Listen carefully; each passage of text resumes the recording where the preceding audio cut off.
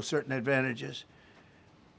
And in broad daylight over Iran for 7 hours, at times facing very, very heavy enemy fire. We have a helicopter that's got a lot of bullets in it. It's amazing. We just realized how good those weapons are. Those our machines are. Nobody has the equipment that we have, and nobody has the military that we have. Not even close. We're the most powerful military anywhere in the world by far. The flight crews and warfighters aboard those aircraft took extraordinary risks to rescue their fellow service members. This first wave of search and rescue forces successfully located the pilot of the F-15, and he was extracted from enemy territory by an HH-60 Jolly Green II helicopter. Fabulous machine as our warriors faced gunfire at very close range. It's amazing that when you look at the machinery, what happened, that nobody was even injured. Meanwhile, the second crew member, a weapons system officer, highly respected colonel, had landed a significant distance away from the pilot. When you're going at those speeds, even if you go out 2 or 3 seconds later, it's miles and miles away because you're going fast. He was injured quite badly and stranded in an area teeming with terrorists from the Islamic Revolutionary Guard Corps rough group, as well as besieged militia and local authorities. Many, on top of everything else, they told the communities actually within inside of Iran, the people of Iran, they were given a tremendous incentive to find this pilot. Despite the peril, the officer followed his training and climbed into the treacherous mountain terrain and started climbing toward a higher altitude, something they were trained to do in order to evade capture. They want to always go as far away from the site of the shoot down. You want to go as far away because they all head right to that site. You want to be as far away as you can. And he was injured, and he was an amazing, amazing thing. He scaled cliff faces, bleeding rather profusely, treated his own wounds, and contacted American forces to transmit his location. They have a very sophisticated beeper-type apparatus that is on them at all times. And when they go out on these missions, they make sure they have lots of battery space, and they're in good shape. And this one worked really well, amazingly, saved his life. We immediately mobilized a massive operation to retrieve him from the mountain holdout, and he kept going higher and higher. The mountain kept getting rougher and rougher, and really very, very hard to find. This second rescue mission involved 155 aircraft, including 4 bombers, 64 fighters, 48 refueling tankers, 13 rescue aircraft, and more. We were bringing them all over, and a lot of it was subterfuge. We wanted to have them think he was in a different location because they had a vast military force out there. Thousands of people were looking. So we wanted them to look in different areas, so we were scattered all over like we were right on top of them. We had 7 different locations where they thought, and they were very confused. They said, well, wait a minute, they've got groups here, they've got groups there. It's an amazing thing. I was listening to these great people, these great generals. General Raisin Kane was amazing, and Pete Hegseth was amazing. But I listened to the whole thing. It was pretty amazing. So they had all these different sites where everybody thought he was located. We think we have him over there because they have 9 planes circling a little area that's 25 miles down the coast. So in a breathtaking show of skill and precision, lethality and force, America's military descended on the area, the real area, engaged the enemy, rescued the stranded officer, destroyed all threats, and exited Iranian territory while taking no casualties of any kind. The heroic F-15 weapons system officer had evaded capture on the ground in Iran for almost 48 hours. That's a long time when you're in tough shape and when you're bleeding. It's It's a long time. When we left, as you probably know, we had two large planes, pretty old planes that carried a lot. We needed a lot more equipment going in than coming out, obviously, because going in, we needed to be able to scale mountains, and we had a lot of equipment. But the sand was sandy, wet sand, so we thought there may be a problem taking off because of the weight of the plane, and then we also had all the men jumping back onto the planes, and they got pretty well bogged down, and we had a contingency plan, which was unbelievable, where lighter, faster aircraft came in, and they took them out. We blew up the old planes. We blew them up to smithereens because we had equipment on the planes that, frankly, we'd like to take, but I don't think it was worthwhile spending another 4 hours there taking it off. So we didn't want anybody to have, we have the best equipment anywhere in the world. We didn't want anybody examining our anti-aircraft and other equipment. So these were large planes that were old and pretty old, and we blew them up. And we had faster, lighter planes come in, and they were able to land on the sand. We needed the bigger planes because we had so much equipment that we needed. We took 3 helicopters over there, which were very strongly used, and couldn't have lived without them. They did, and they performed unbelievably well. And if you'd see it, you wouldn't believe it. They came off the plane, and these guys had them.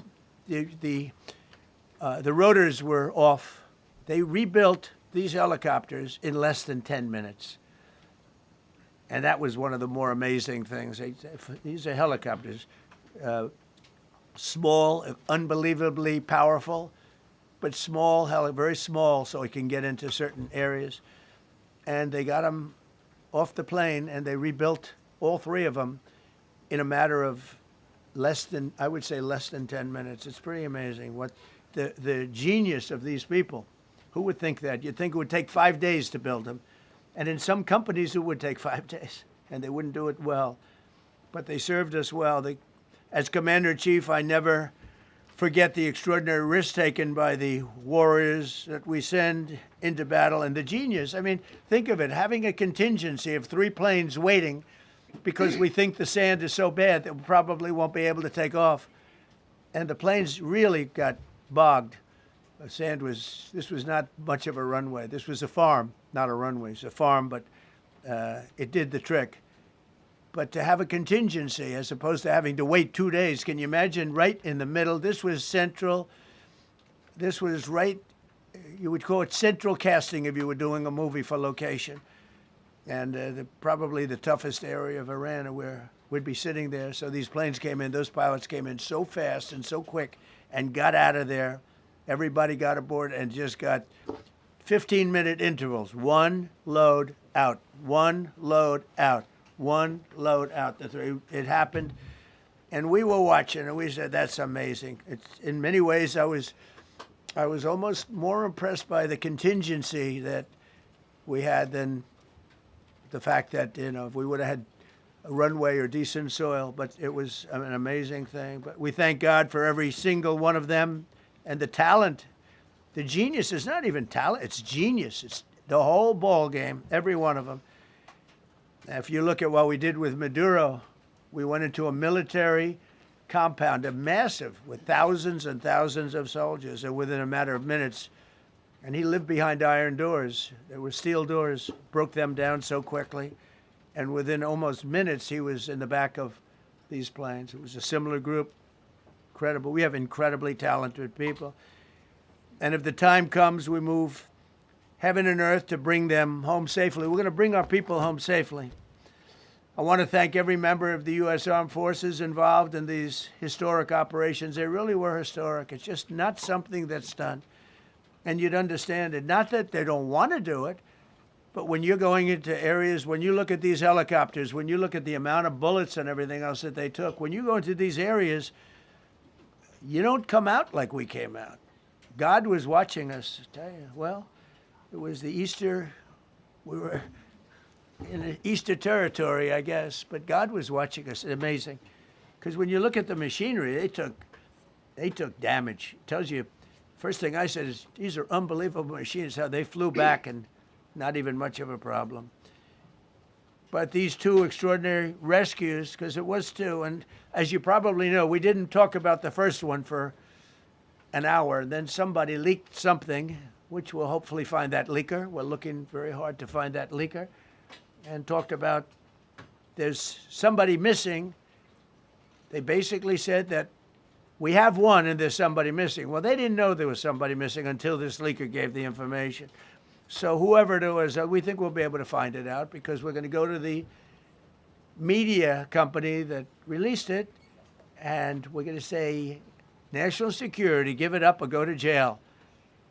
And we know who, and you know who we're talking about, because some things you can't do. Because when they did that, all of a sudden, the entire country of Iran knew that there was a pilot that was somewhere on their land that was fighting for his life.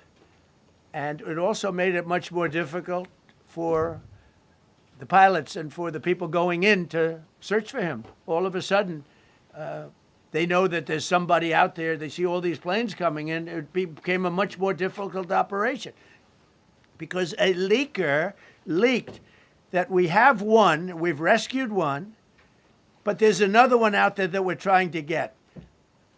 So actually, the country, Iran, put out a major notice, you all saw it, offering a very big award for anybody that captures the pilot.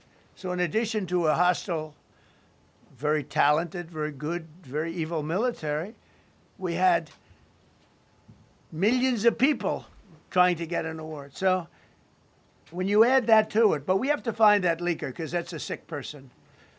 Probably didn't realize the extent of how bad it was. I can't imagine that the person did, but we're going to find out. It's national security, and the person that did the story will go to jail if he doesn't say, and that doesn't last long, and I think everybody would understand it. They put this mission at great risk.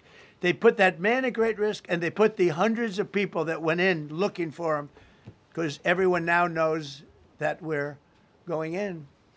Over the past 37 days, America's armed forces have carried out more than 10,000 combat flights over Iran, unheard of, striking more than 13,000 targets. The F-15 we lost last week was the first manned aircraft downed by the enemy in this entire operation with thousands and thousands of flights. They got lucky. It was a lucky hit.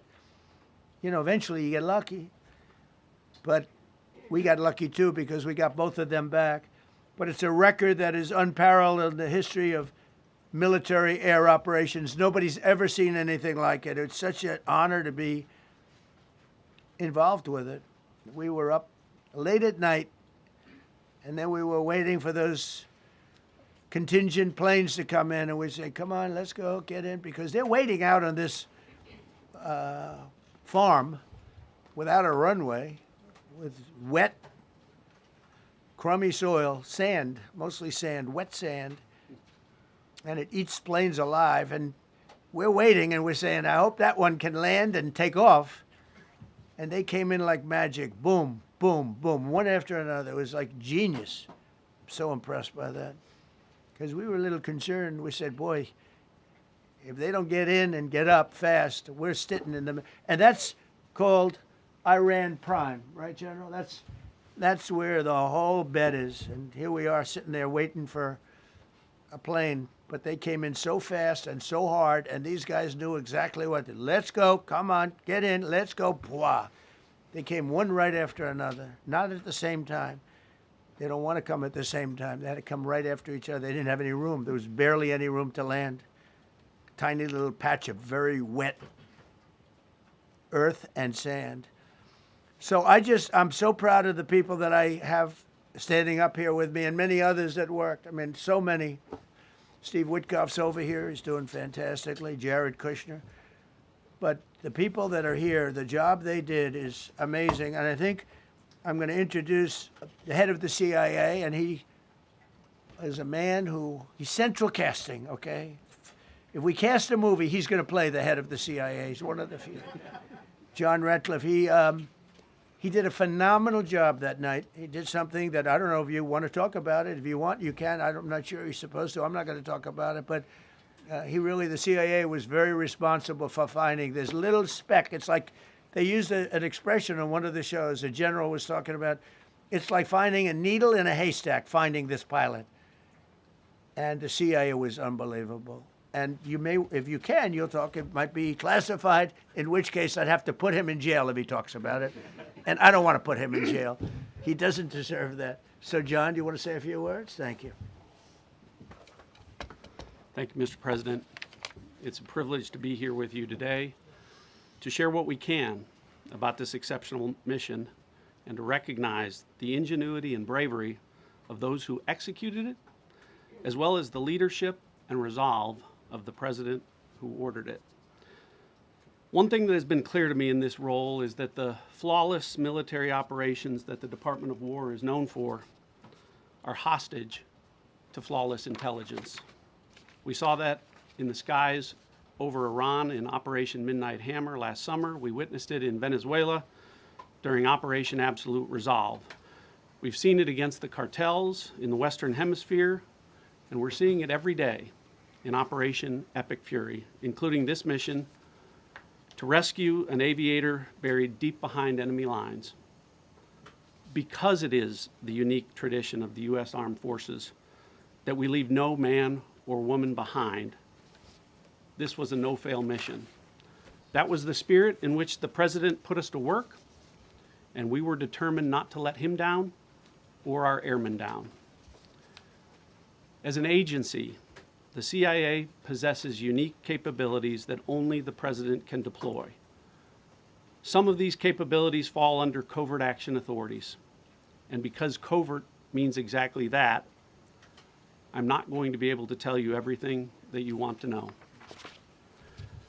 At the President's direction, we deployed both human assets and exquisite technologies that no other intelligence service in the world possesses to a daunting challenge, comparable to hunting for a single grain of sand in the middle of a desert. This was also a race against the clock, as it was critical that we locate the downed aviator as quickly as possible, while at the same time keeping our enemies misdirected. For that reason, in addition to the human and technical assets deployed by the President to find our airmen, CIA executed a deception campaign to confuse the Iranians who were desperately hunting for our airmen. On Saturday morning, we achieved our primary objective by finding and providing confirmation that one of America's best and bravest was alive and concealed in a mountain crevice, still invisible to the enemy, but not to the CIA. That confirmation was relayed by Secretary Hegseth to the President, and the operation quickly moved to the execution phase. Following the successful exfiltration on Saturday night, our intelligence reflects that the Iranians were embarrassed and ultimately humiliated by the success of this audacious rescue mission. When the President asked me to lead the CIA, he made it clear, get back to basics, no politics, no agendas, tackle the hardest problems, and execute the toughest missions. This President is about results, and now that's what his CIA is about too. The professionals at the agency and at the Department of War deserve immense credit for their flawless execution during this daring mission. Their skill, creativity, and courage are unmatched on the battlefield wherever they step. But none of that matters, and all of that is wasted without a President with the political courage to put them into action. Mr. President, I've had the privilege of seeing you act with political courage in the best interest of the United States up close on a daily basis, and I'm grateful that this successful mission has given the American people a window into that as well. The Secretary and Chairman will tell you that our service members' confidence is boosted by a Commander-in-Chief who has their back the same way they have yours. And I know that the confidence of CIA's officers is boosted by the knowledge that their work is informing a President who's not afraid to make the hardest decisions when the stakes are highest. And to the American people, your confidence should be boosted by knowing that the security of the nation is in the hands of a president who's willing to take on problems that have confounded both sides of the political aisle for nearly half a century. It is an honor to serve under a leader who just proved that you can believe him when he says, no matter what, we will leave no one behind. We will come for you. Thank you.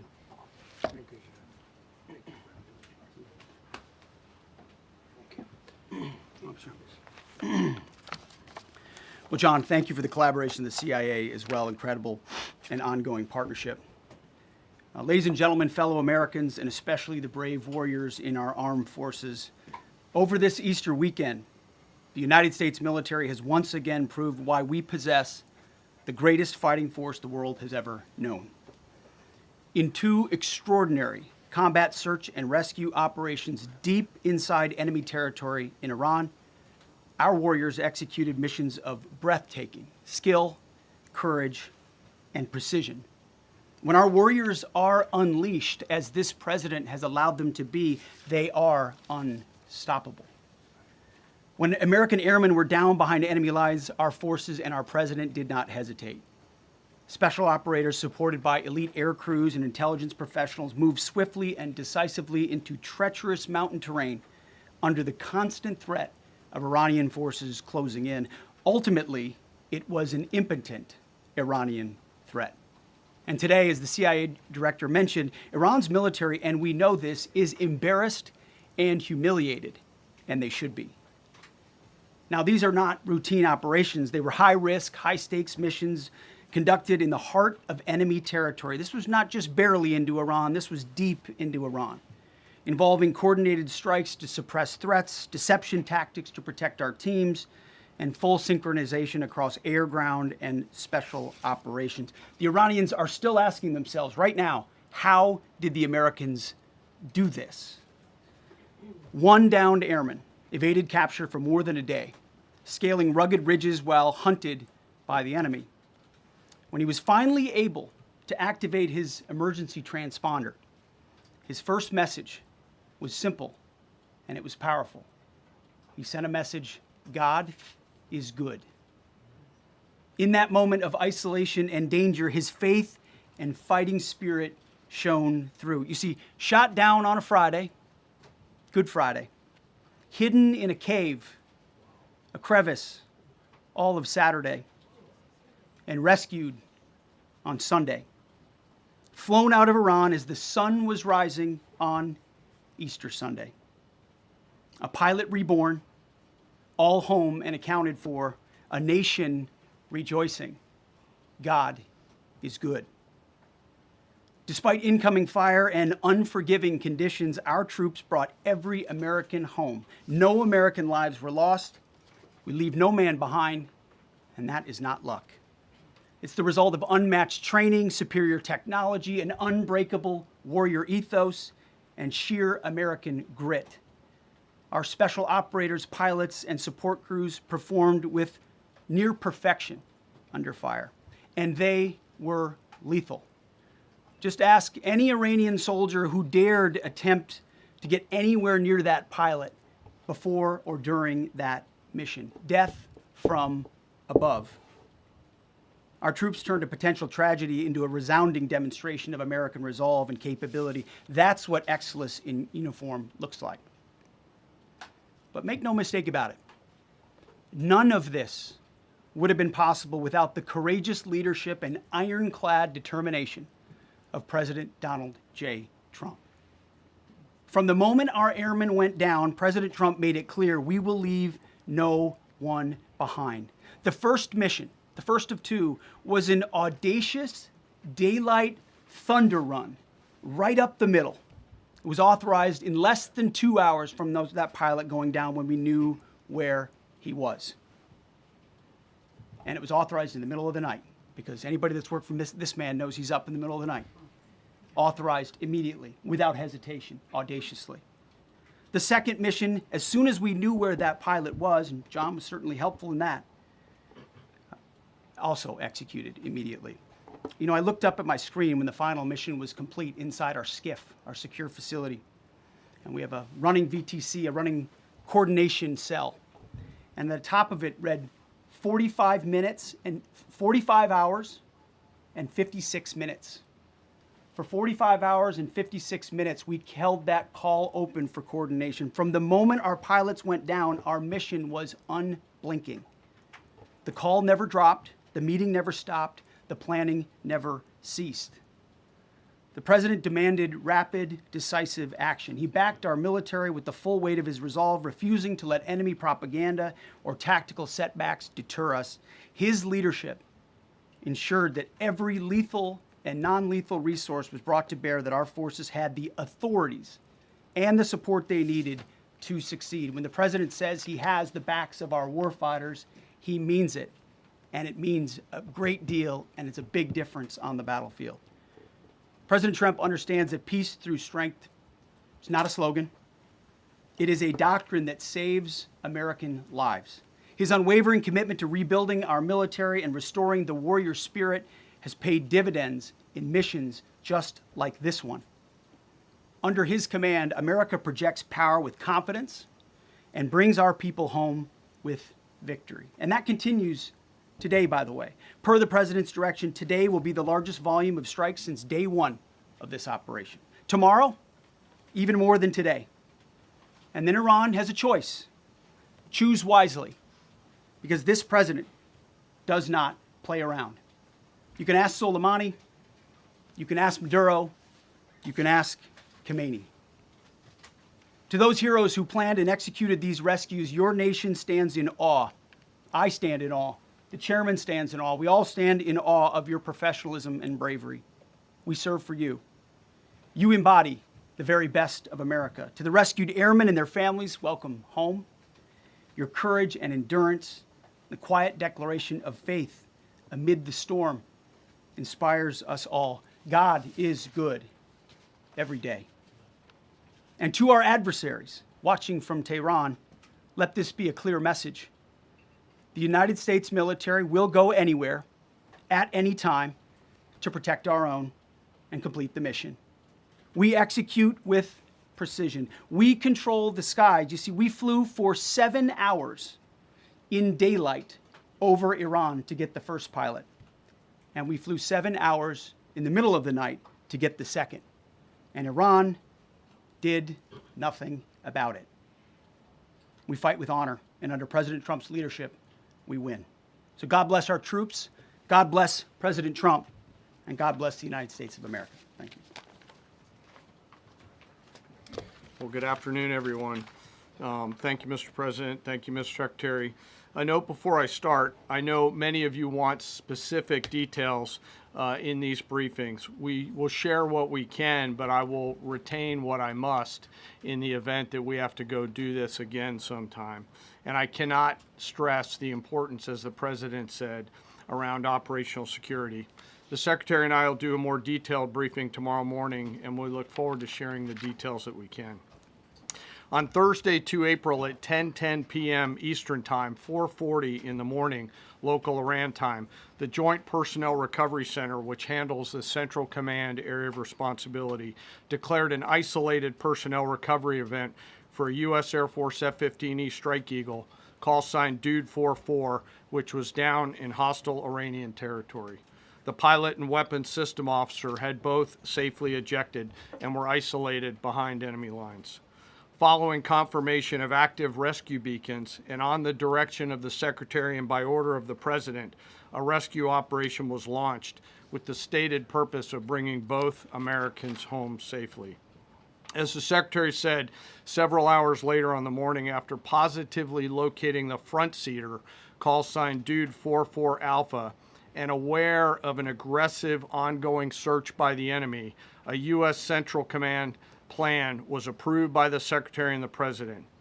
Shortly thereafter, a U.S. Air Force Combat Search and Rescue Task Force, comprised of A-10 Warthogs in their Sandy role, and I'll describe what that is in a minute, HC-130 Combat King IIs, HH-60 Jolly Green II helicopters, and Air Force Special Warfare Airmen, a package comprised of combat rescue officers and pararescueman operators, audaciously penetrated enemy territory in broad daylight to find, fix, and recover Dude 44 Alpha from behind enemy lines.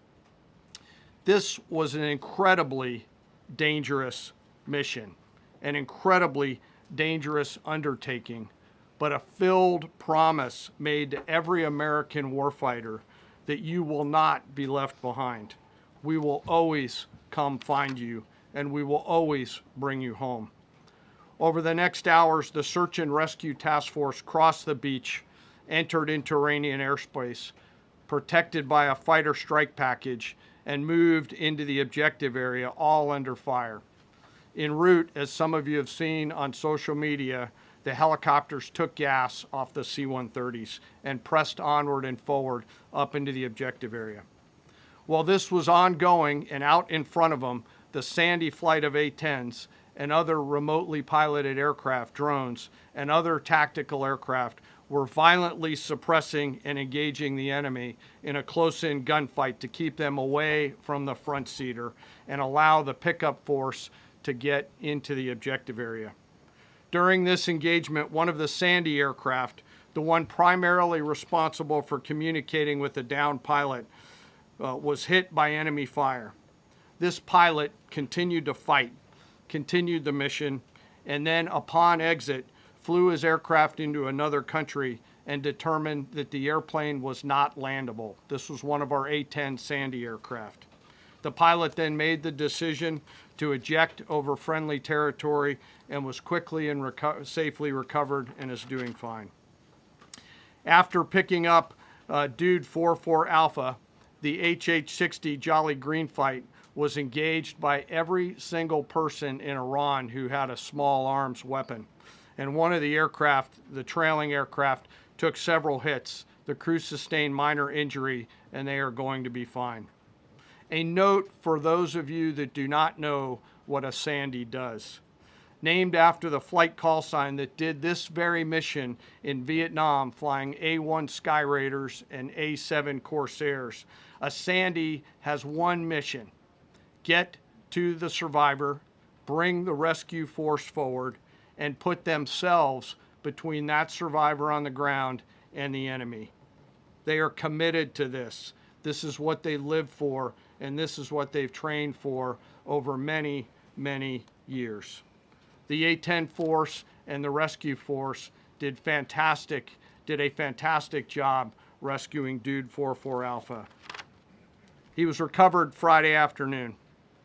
As I said, and the nation needs to know this, this was an incredibly brave and courageous mission, and a testament to the courage, skill, and tenacity of the joint force and our leaders. And especially a daylight option, having the guts to try, means so much to so many. Meanwhile, the backseater, as the President and the Secretary have said, had continued to work and survive. Through the hours of daylight, Dude 44 Bravo, the backseater, evaded.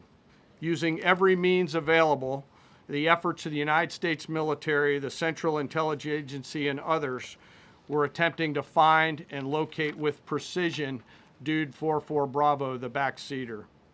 A note on the backseater and the front seater. The single most important contributor to a successful rescue operation is the spirit of attack inside the heart of that downed aviator. Their will to survive, their will to evade, their will to recover is everything.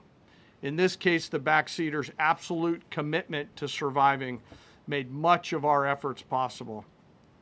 On Saturday, 4 April, after establishing positive communications with the backseater, we learned, as the President said, that he was injured and actively evading enemy forces. And thanks to our interagency partners, we were able to get eyes on his location and positively ID him. Throughout this entire time, the enemy force continued to search for 44 Bravo, and the joint force continued to strike them over and over and over again.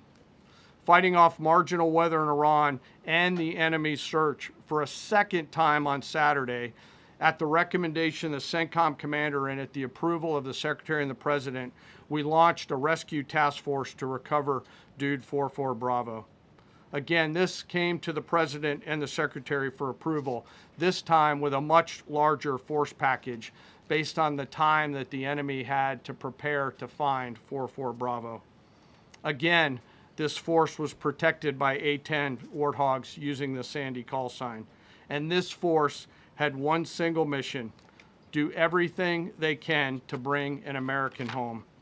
This meant having a plan, being prepared to execute that plan, and, more importantly, being prepared for multiple, simultaneous contingencies. And because of this force's professionalism, grit, and determination, fight off two enemies at the same time: the enemy searching for 44 Bravo and contingencies, which anyone who has done these types of missions knows we run into every single time. The force fought off both of those enemies incredibly well.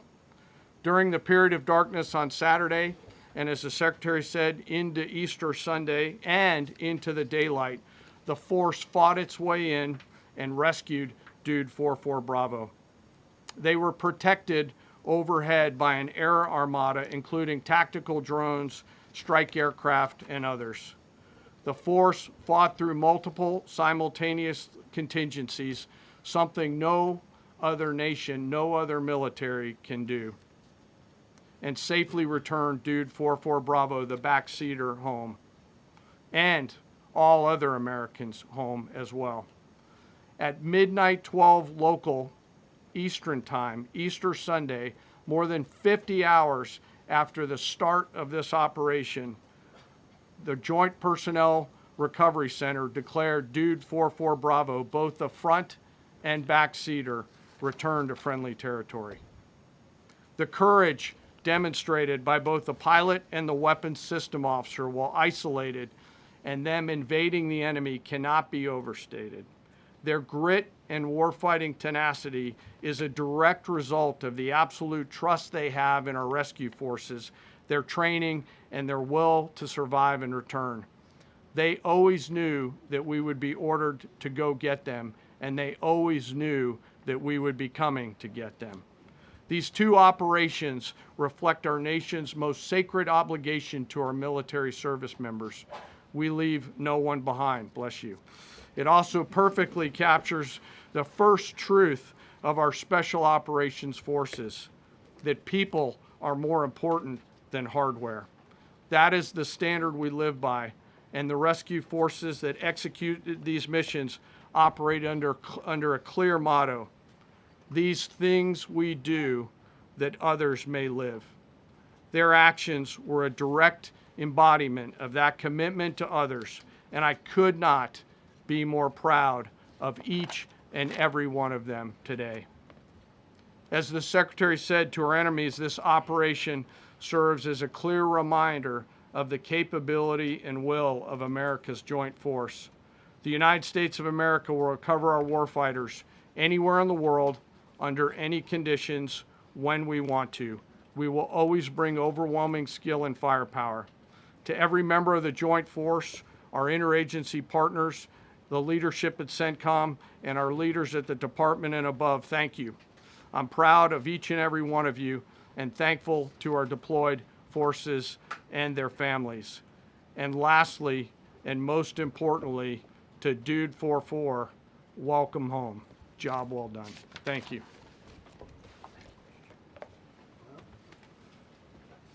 Pretty amazing, pretty amazing. And these two gentlemen have been, from day one, they've been perfecto. You know, I got to know General Kane in my first term because he was able to take out ISIS in 4 weeks instead of the 4-year projection that was given to me by other much lesser generals. I said, you know, if I ever do this again, that's going to be the head of my Joint Chiefs of Staff. And we worked it that way, didn't we? It's amazing. He took out ISIS. We defeated ISIS in 4 weeks. I was told it would take 4 years. I flew to Iraq to find out with the greatest equipment in the world, why would it take 4 years? And he told me, sir, it won't. it'll take 4 weeks and you'll have time left over. And that's exactly what happened. So he's great. And Pete, all I can say is that he was treated very unfairly. And now those same people that treated him unfairly, that fought against him, they called me up saying, what a great choice he was. They said, well, what happened during his nomination? What happened to you? I'm telling you, people that were not for him, senators, friends of mine, sir, I don't think you're doing the right thing. Now they're calling me up. What a choice. These two guys are fantastic. And John Ratcliffe was incredible. It was actually their genius that called us from, he was 40 miles away. And he said, you know, we're seeing something moving up in the mountain. This is at night. And they kept the camera on him for 45 minutes. He wasn't moving. And they said, you know, probably wrong, but we're seeing something moving. This is a vast mountain, vast, thick, with bushes, trees. He said, we see something moving 40 miles away. It was the head of a human being, I'm telling you, it's moving. And then all of a sudden, 45 minutes later, he moved a lot. Stood up, and they said, we have him. And that was really the beginning of something incredible. We had an idea where he was, but not specifically. That's a big mountain. So I want to thank the CIA, too. I don't think they get enough credit for the great job they've done. Yes, please. Thank you very much, Mr. President, for this great opportunity. Country, it has super army. You make a difference, Mr. President. Thank you for your greatest leadership. Thank you. I have two quick questions, Mr. President. What was your reaction when you learned that Kurdistan region had resumed exporting oil to the international market with your support as United States of America? Well, I expected that. We've gotten along with the Kurds for a long time, so I expected that. Another question, what would be your reaction if the Iranian people rise up against their regime during a ceasefire, Mr. President? Well, they should do it, but again, the consequences are great. I mean, they were told if you protest, you will be shot immediately. You saw what happened to the young wrestler. He was a great champion, by the way. He was a great wrestler, one of the top in the world. And he and his two friends were hung. And all they did was say a little bit about liberty. They wanted liberty, and they were violently executed. But the number is up to probably 45,000 people were killed. So, you know, when somebody stays in a house, when they know if they walk out of the house to protest, they'll be immediately shot and killed. And they issued that, you know, that was publicly issued. It's not a secret. That's why so many people say, oh, well, why are you doing this way? We can't let Iran have a nuclear weapon. You know, we got regime change, we do. We're dealing with a much different regime than before. We're dealing with different people. They're smarter.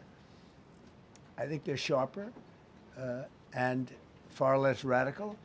We have regime change, but we didn't do this for regime change. We did it for the fact, and my view was very simple. I saw somebody said, oh, he doesn't have a plan. I have the best plan of all, but I'm not going to tell you what my plan is. You know, they want me to say, here's my plan. We're going to attack at 9:47 in the morning, and then we're going to do this, and then we're going to... And if you don't do that, they say, I have a plan. These people know what the plan is. Everybody here knows what the plan is. But it's very unfair to say, you know, because I don't mind being insulted. I've been insulted for many years by the fake news. But you can't... It's so bad for people that are so you just saw two great, and John Ratcliffe, three unbelievable people. They have a plan. Every single thing has been thought out by all of us. But I can't reveal the plan to the media. So, you know, but we're just thrilled by the success of this operation. Yes, please. Thank you, Mr. President. You've said Iranians would be mad if you stopped these attacks, but why would they want you to blow up their infrastructure, to cut off their power? Wouldn't that be punishing Iranians for the actions of the regime? They would be willing to, and it's suffering, they would be willing to suffer that in order to have freedom. The Iranians have, and we've had numerous intercepts. Please keep bombing. Bombs that are dropping near their homes. Please keep bombing. Do it. And these are people that are living where the bombs are exploding. And when we leave and we're not hitting those areas. They're saying, please come back, come back, come back. These are the people. I don't know what they do. All I can tell you is they want freedom. They have lived in a world that you know nothing about. It's a violent, horrible world where if you protest, you are shot. Remember the great woman protests where they had 400,000, 500,000 women, and they were all enthused and they were going to protest, and everybody said, oh, the regime's going to come to an end. And then all of a sudden, boom, boom, 5, 6 different areas. A woman would go down right between the eyes. They had snipers. They had 5 snipers. That's all it took. And those 400,000 or 500,000 women said, oh my God, what's that? Oh, look over there. What's that? A woman shot right between the eyes. And after 5 or 6 of them go down, then you start hearing the purr through the vast number of people. And then they said, oh my God, who would do that? And they're incredible people, but they've lived so horribly. They've lived so horribly. You know, Iran was a great country if you go back 25 years ago or so. The Persian people, they're incredible, smart, brilliant actually. And I know so many. I know coming from New York, originally I know so many people from Iran. They're incredible people, incredible energy and very, very brilliant people. But when you're standing in a group and protesting and you have a woman, in the case of the woman, remember the Great Woman March, everybody was saying, oh, this is the end of the country. And then snipers selectively picked. Every single one was shot right between the eyes from a long distance. They were on top of buildings. Nobody even knew where they were. Where they coming from? This wasn't like a machine gun, which is also very bad. They've done that too. They did that recently. This was snipers sitting on the top of buildings, aiming and hitting women. And when they see people go down, and all of a sudden there's a riot in the reverse direction, and they never came out again. And a lot of the news doesn't talk about that. They talk about, oh, women's rights. You want to see women's rights? You're not going to see it there. It's amazing when I see some of the stupid people like, you know, AOC +3, all that group. They talk about, oh, freedom for Iran. They don't tell you the real facts. Women, men, gays. How about gays for Iran? They kill the gays. They throw them off buildings. So I wonder what's going on. I can only say this. They want us to keep bombing, even if it jeopardizes, because their life is in much greater danger. They want freedom for Iran, but it's very hard for them to protest. I actually tell them, I said, don't go out. I fully understand. Nobody in this room would go out. I don't think there's any, because frankly, it's not a question of bravery. We're all brave, right? You're brave, I'm brave, we're all brave. But we're also intelligent. If you have people shooting at you, expert shots with the best rifles you can get, and hitting you right between the eyes every single time, and you're looking here and you're seeing and you're looking here, you're out of there. I don't care who it is. Please. Mark Meredith, Fox News. I know that. Oh, thank you. How would I know that? Go ahead. America's watching. No. Good job. Can we go back to the weekend? First off, was everyone on board with the operation, or were there people that were trying to talk you out of going through with the operation this weekend? Not everybody was on board. Somebody else within No, your... there was military people, very professional, that preferred not doing it. These two were totally on board, which was very important. If they weren't, it would have had a little difficulty. But no, there were military people that said, you just don't do this.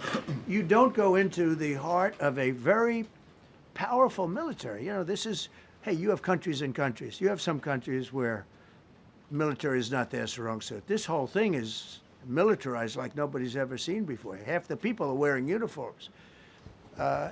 And we had people within the military. Usually it's not done. That's one of the reasons. You know, I was surprised. Somebody said it's the only time it's ever been done. I said, that's not possible. But it is possible, because you're going into hundreds of thousands of soldiers along the path. I mean, look at some of the helicopters, how they got hit. So, yeah, there were people within the military that said it's a wise. And don't forget, how many men did you send altogether, approximately, for the operation? I'd love to keep that a secret. Mr. Okay, well, but I will tell you the number. I'll keep it a secret, but it was hundreds. And hundreds of these people, it's pretty good. Is he central casting? But hundreds of people went into this journey. Hundreds of people could have been killed. Forget about the equipment, a lot of equipment, nobody cares. Hundreds of people could have been killed. So we had people that were within the military that said this is not a wise, and I understood that, but I decided to do it. Was there a point that that you were thinking there's too much on the line, and somebody was saying maybe we abort this now and wait? I mean, given the resource, like the general said, it seemed like there was so much on the line here. You must have been thinking this could have completely changed. So the next the 3 first years. one, which was in many ways as dangerous as the second, I guess it gets, because we're flying over daylight. You know, we're the best at the world at night. We have goggles that nobody. We have goggles. I've tried them. They're unbelievable. I see better with the goggles at night than I see without them during daylight. I mean, daylight today, we have a beautiful day. You see just as well with goggles. In many ways, it's enhanced. So we have the best in the world. So it's much safer for us to do it at night, whereas other people, no other country has that capability. They don't have that particular piece of equipment like we do. But when I was told flying and in daylight, I think we flew 7 hours over Iran, and that's a long time, over unbelievably hostile territory where they have nothing but weapons. We took out their anti-aircraft, which is great. We took out their radar, which is great. We took out a lot, but they still have, what hit this one was a handheld shoulder missile, heat-seeking missile. So it's not like, they're totally whatever. And they had probably a little luck, because you got to get lucky. But they shot it, and it got sucked in right by the engine. But these guys were out of there. They were great. Their timing was great. But no, I was told that this is a very dangerous mission. I understand. They didn't say it's a foolish mission. They said, we're going to be sacrificing hundreds of people do this. This is, you have tankers that are flying over this area so that because the flight was so long, they had to refuel. It's a very dangerous mission. I just felt it was worth it. If you would have told me that we would have been successful, gotten both, and nobody was even essentially injured, I would have said that would be impossible. Yeah, please. Mr. President, thank you very much. Thank you, sir. We'll come back to you. Okay, thank you. Given that you are now dealing, you say, with a more reasonable, less extreme leadership in Iran, what does that mean for the protesters, for the human rights movement in that country after this conflict? Well, I What's think your positive. expectation? Yeah, if they assume control, if we do something and they assume control, I think it's very positive, a big step. I don't think you'd see the radicalization that you have seen in the last. Look what happened. Women are being executed because they're not properly clothed, they say. They're not properly clothed, and they execute the women. They shoot them right on the street. No, you have a much different group of people. Now, I'm not saying we are dealing with them. Essentially, they have till 8 o'clock tomorrow night, Eastern time. But we are dealing with them. I think it's going well. Mr. Witkoff is here, and JD's involved in the dealing. Mr. Witkoff is sitting right here, and I think it's going fine, but we'll have to see. You have to understand, we've been dealing with these people for 47 years. I'm standing here with a much more powerful Iran as of a month ago, not anymore. Right now, they are decapitated. But I'm standing here a month ago with a much more powerful Iran than it was at any point during 47 years. This should have been handled by 7 presidents, a lot of presidents. And those presidents are saying now, every one of them to their friends, we should have done this a long time ago. So it's not something I like doing. It's very dangerous, and we're getting them at the height of their strength. If I didn't terminate the Barack Hussein Obama Iran nuclear deal, they would have had don't forget, that was a path to a nuclear weapon. Remember this. He chose Iran over Israel, pure and simple. How Israel can vote for a Democrat is, if you're Jewish in New York City or any place else in this country, and how you can vote for a Democrat is unbelievable, because he chose Iran, a very hostile Iran. Remember when he filled up a 757 with cash, billions of dollars of cash, and he sent it over to them. Then they gave them tens of billions of dollars. He chose Iran over Israel, and really the Arab world, if you look, because, you know, the other, Saudi Arabia, Qatar, UAE, I mean, you take a look. I mean, I can add Kuwait and I can add Bahrain, and you can add others. He chose such an unlikely candidate. Nobody could believe it. Frankly, if you're going to choose between Iraq and Iran, he should have befriended Iraq. He went in the exact opposite direction of all thinking, and he made a terrible mistake. But that was a road to a nuclear weapon. And when I terminated that, everyone said, oh, he terminated it. It was one of the best things we ever did because he had a road to a nuclear weapon. And it was a very short-term deal.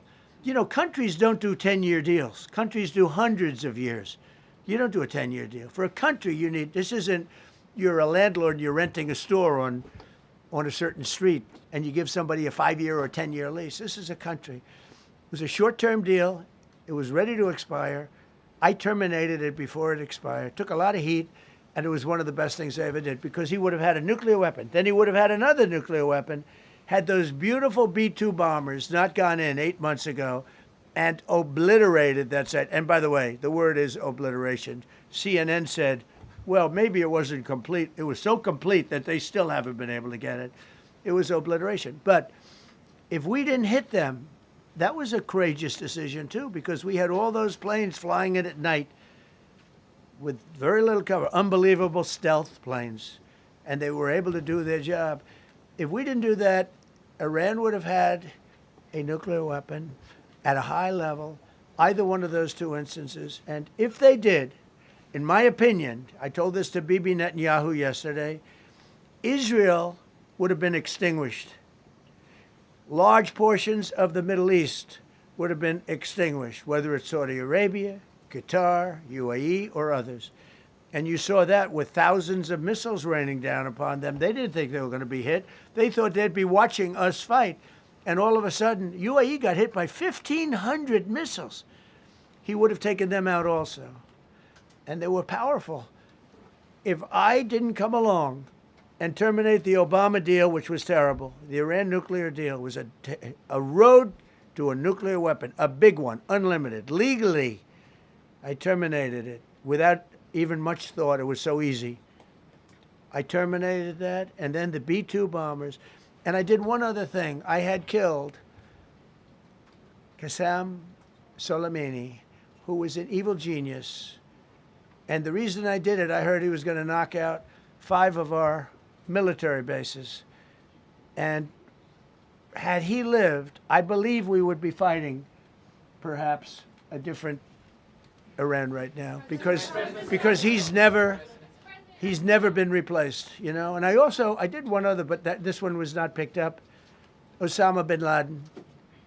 If you read my book, I said you got to take him out 1 year before the World Trade Center came down. So I wish you'd read the book.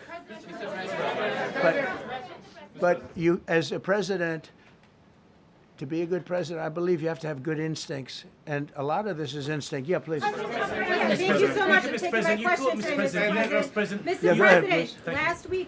Last week you suggested that Europe should take the lead on reopening the Strait of Hormuz. Has circumstances changed now that you're issuing a direct 48-hour ultimatum? And secondly, would a new ceasefire include Israel, or would it just be between Iran and the US? I can't talk about ceasefire, but I can tell you that we have a active, willing participant on the other side. They would like to be able to make a deal. I can't say any more than that, but they'd like to do it.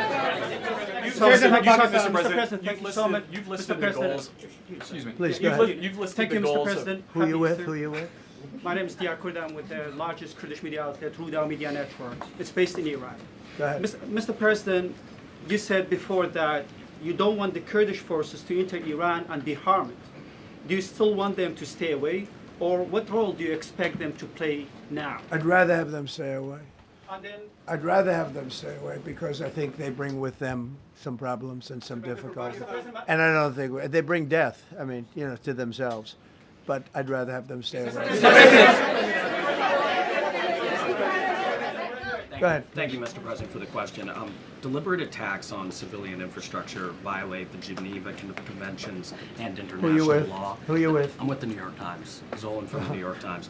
Are you The failing. Are you concerned? Circulation way down at the New York Times. Are What's you going on concerned with it? that your threat to bomb power plants and bridges amount to No, war not crimes? at all. No, I'm not. I hope I don't have to do it. But again, I just said 47 years they've been negotiating with these people. They're great negotiators, and because they're not going to have a nuclear weapon. And if somebody that takes my place someday is weak and ineffective, which possibly that will happen because we had numerous presidents that were weak, ineffective, and afraid of Iran, we're never going to let Iran have a nuclear weapon.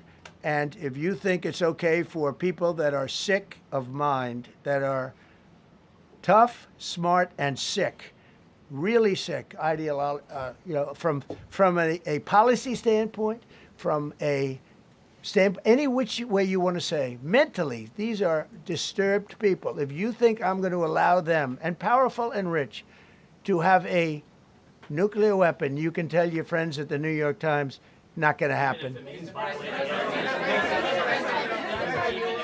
violating international law. Quiet. You no longer have credibility at the New York Times because the New York Times said, oh, Trump won't win the election, and I won in a landslide. I won every swing state. New York Times said, oh, Trump won't win the election.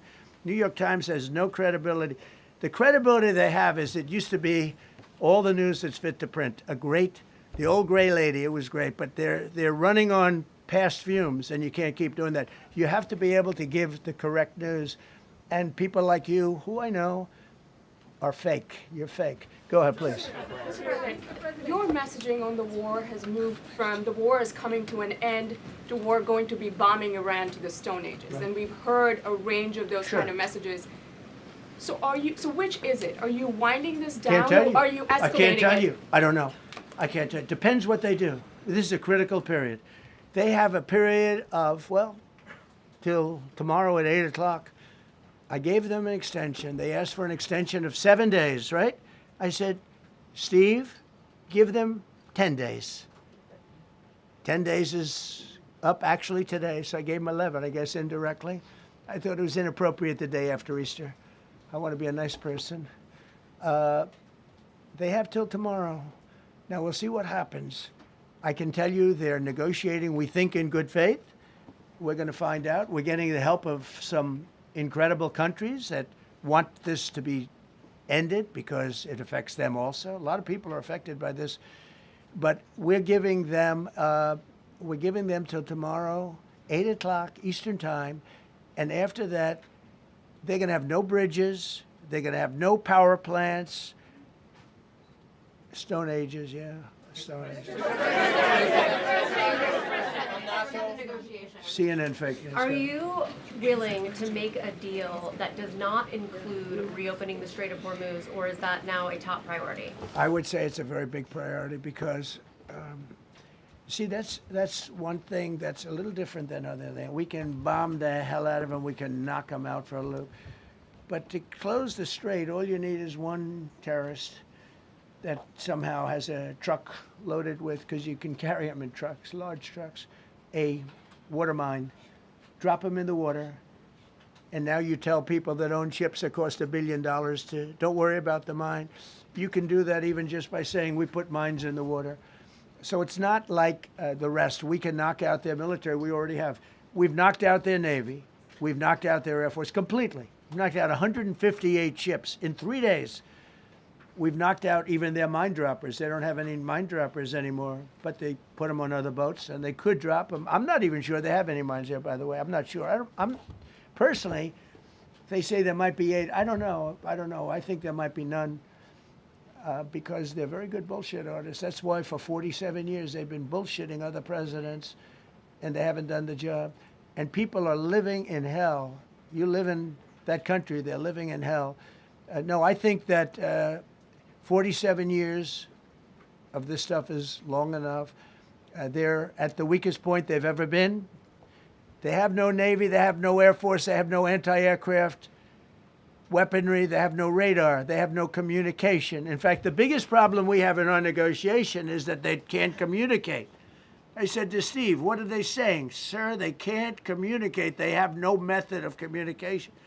So we're communicating like they used to communicate 2,000 years ago with children, bringing a note back and forth. They have no communication. But all I want to see is I want to have a safe world. And you're not going to have a safe world. Israel will be gone. The Middle East will be gone. And then they're coming for Europe. And I have to tell you, I'm very disappointed in NATO. Very. I think that NATO, I think it's a mark on NATO that will never disappear. Never disappear in my mind. You know, they're coming to see me on Wednesday. They're going to say, oh, we'll do this, we'll do that. Now they all of a sudden want to send things, you know. But they said it loud and clear at the beginning when I spoke to UK of all. I would have said they would have been the first because they're the oldest. And I say, yeah, I'd love to have a little help. He said, no, sir, we'd rather wait till you win. I said, I don't need help after we win. They have 2 old broken aircraft carriers, barely work. I said, I guess we can use them. Who the hell knows? I called the general. He didn't even want them. He said, we don't really need them. We got the SS Abraham Lincoln, sir. We don't need them. You know, we have, in terms of technology, we had one day 101 missiles going at 2,700 miles an hour, aimed at the Abraham Lincoln. 101 missiles. Out of 101 missiles, 101 missiles were shot down. Unbelievable technology. 10 years ago, 5 years ago, I don't know if that would have been possible, but 10 years ago, that wouldn't have been possible. 101 missiles heading to a ship that's not that far off the coast. And out of the 101 missiles, we shot down all 101. We have weaponry. The Patriots are unbelievable. We have weaponry that's unbelievable, yeah. Go ahead, please. Yes. Thank you, Mr. President. You said earlier today during the egg roll that you would like to take Iran's oil, but Americans want U.S. forces home. Correct. What's that trade-off? If I had my choice, yeah, because I'm a businessman first. With Venezuela, as you know, the war was over in about 45 minutes. And we have great people running Venezuela, very good people. I mean, the relationship is good. And we are a partner with Venezuela. And we've taken hundreds of millions of barrels, hundreds of millions. Over 100 million barrels already is in Houston, refined and out. And paid for that war many, many times over, many times. You know, the old days, to the victim. Okay, you know that. To the winner belong the spoils, go the spoils. And I've said, why don't we use it? To the victor, go the spoils. And we don't have that. We haven't had that in this country probably in 100 years, because even the Second World War, you look at the Second World War, we didn't have it with the Second World War. We helped rebuild all those countries. We rebuilt Germany. How about Germany telling us that, well, it's not their war.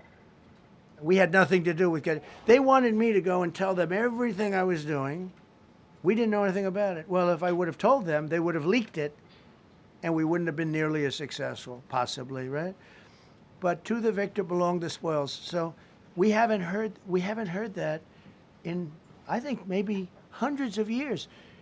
Now with Venezuela, and we, just so you understand, the people of Venezuela, they say if I ran for president of Venezuela, I'm polling higher than anybody has ever polled in Venezuela. So after I'm finished with this, I can go to Venezuela.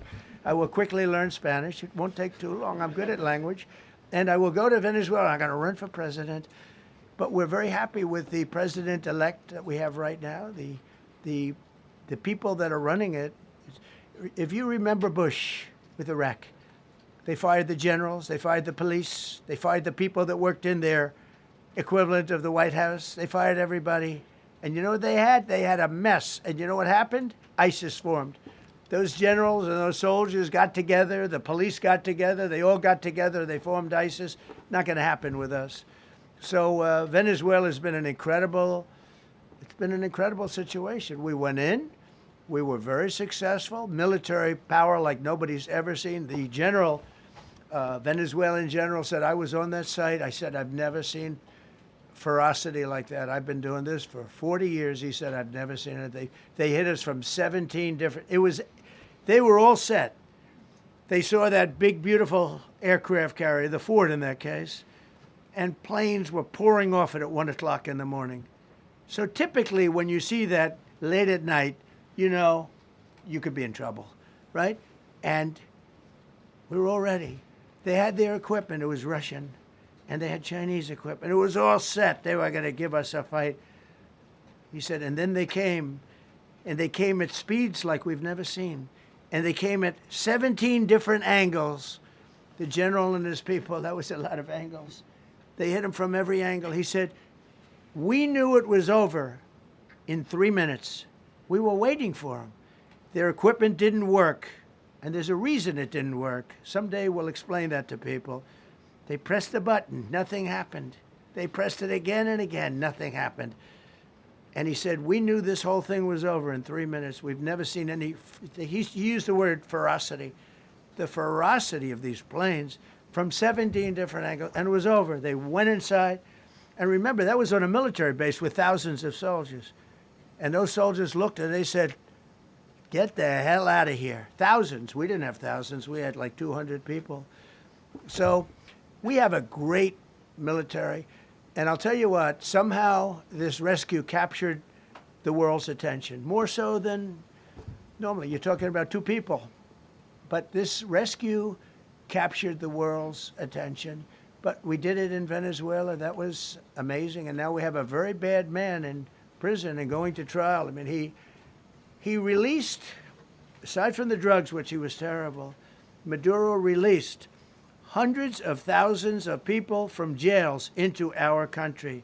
Drug dealers, murderers, the worst people in the world were released into our country because we had a stupid president who probably didn't know. And we had a border czar who never went to the border and never once called our great Border Patrol agents, right? Not once, Kamala. She never called the Border Patrol. She never said, how are we doing? I used to call the Border Patrol guys every day. You can ask them, Paul, ask any one of them. Brandon, ask them all the time. How are we doing? How are we doing? And we now, I'm proud to say, have a totally sealed border. 9 months, nobody is coming through our border. And nobody even tries because they know they're not going to get through. So we don't have caravans anymore. Right. So maybe 1 or 2 more and we'll be done. Mr. President, are you allowed to, or are you willing to end this conflict with Iran charging tolls for passage through the strait? Us charging tolls? Iran. What about us charging tolls? Is that something you're considering? I'd rather do that than let them have them, right? Why shouldn't we? We're the winner. We won, okay? They are militarily defeated. The only thing they have is the psychology of, oh, we're going to drop a couple of mines in the water, all right? No, we have a concept where we'll charge tolls, okay? I thought you meant us. Your question would have been more accurate if you said us. Go ahead. Thank you very much. So just to clarify, in order for Iran to successfully meet your deadline tomorrow, do they have to make a deal, open the strait, or both? We have to have a deal that's acceptable to me. And part of that deal is going to be, we want free traffic of oil and everything else. Mr. President, thank you very much. You've said glory be to God in this conflict. Do you believe that God supports the United States' actions in this war? I do, because And God is good. Because God is good, and God wants to see people taken care of. God doesn't like what's happening. I don't like what's happening. Everyone says, I enjoy it. I don't enjoy this. I don't enjoy it. These 2 guys don't enjoy it. You know, people say, oh boy, they're so tough. I don't like seeing people killed.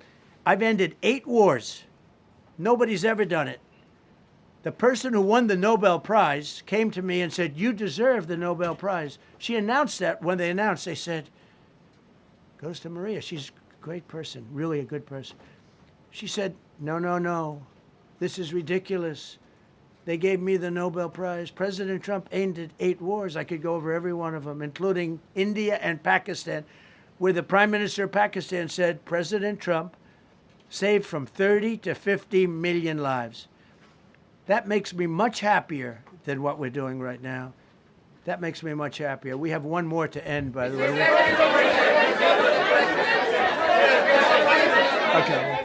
President, you called yesterday in your Truth Social, you called the Iranians crazy bastards. True.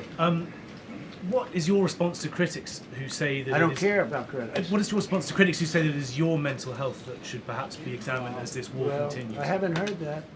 But if that's the case, you're going to have more people like me, because our country was being ripped off on trade, on everything, for many years until I came along. So if that's the case, you're going to have more people. Dasha, go ahead. Dasha, go. You said that very little is off limits in Iran as far as targeting, Yeah. including power plants, bridges, you've mentioned those. Very little is off limits. Are there certain kinds of civilian targets, though? I'm thinking schools I don't want to or tell you hospitals that. you I don't want would to say tell you is that.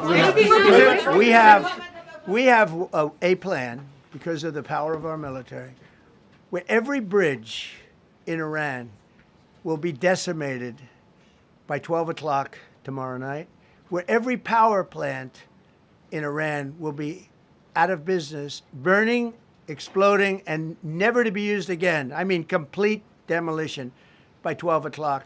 And it'll happen over a period of 4 hours if we wanted to. We don't want that to happen. We may even get involved with helping them rebuild their nation. And you know what? If that's the case, the last thing we want to do is start with power plants, which are among the most expensive thing, and bridges. You saw the bridge went. We were very close to a deal. And then I got a call from Mr. Witkoff, Mr. Kushner, and JD saying, I think they're breaking the deal. I said, tell them that's okay. Don't worry about it. But tell them to look out their window and watch. And within 45 minutes, I gave the order to knock out the biggest bridge. I gave the order, knock out the biggest bridge in, I believe, the Middle East, but the biggest bridge in Iran. And within 10 minutes after I gave that order, that bridge was over. So do I want to do that? No. Do I want to destroy their infrastructure? No. It will take them 100 years to rebuild. Right now, if we left today, it would take them 20 years to rebuild their country, and it would never be as good as it was. And the only way they're going to be able to rebuild their country is to utilize the genius of the United States of America. On NATO, you voiced your displeasure with NATO in the past. Is there a danger to the U.S. not being the de facto of the leader of the alliance, and then other powers within the alliance then getting the decision making when it comes to wars and nuclear weapons? No, it's not a danger. Look, we went to NATO. I didn't ask very strongly. I just said, hey, if you want to help, great. No, we will not help. I said, that's all right. You don't want to help? Because I've always said NATO's a paper tiger. See, NATO's a paper tiger. Putin's not afraid of NATO. Putin's afraid of us, very afraid of us. And he's explained it to me a lot of times. I got to know him very well. I know him very well. NATO's a paper tiger. NATO is us. And when we needed them, we didn't need them, by the way. We didn't need them, obviously, because they haven't helped at all. Just the opposite. They've actually gone out of their way not to help. They didn't even want to give us landing strips. Think of it. And it's not just NATO. You know who else didn't help us? South Korea didn't help us. You know who else didn't help us? Australia didn't help us. You know who else didn't help us? Japan. We've got 50,000 soldiers in Japan to protect them from North Korea. We have 45,000 soldiers in South Korea to protect us from Kim Jong-un, who I get along with very well, as you know. Do you notice he said very nice things about me? He used to call Joe Biden a mentally retarded person, okay? So don't tell me about your stuff. Joe Biden, he said he's a mentally retarded person. He was so nasty to Joe Biden. It was terrible. But to me, he likes Trump. And do you notice how nice things are with North Korea? It's very nice. But we have 45,000 people, soldiers, in harm's way, right next to Kim Jong-un with a lot of nuclear weapons.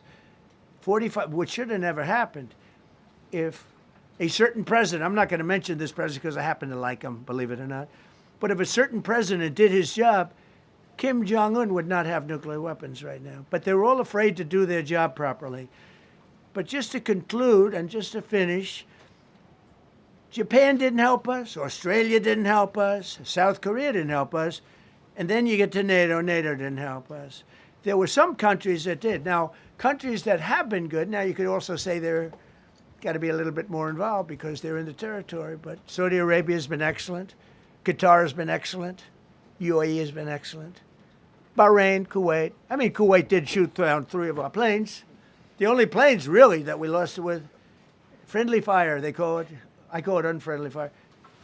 They unfortunately didn't know how to use our great Patriots.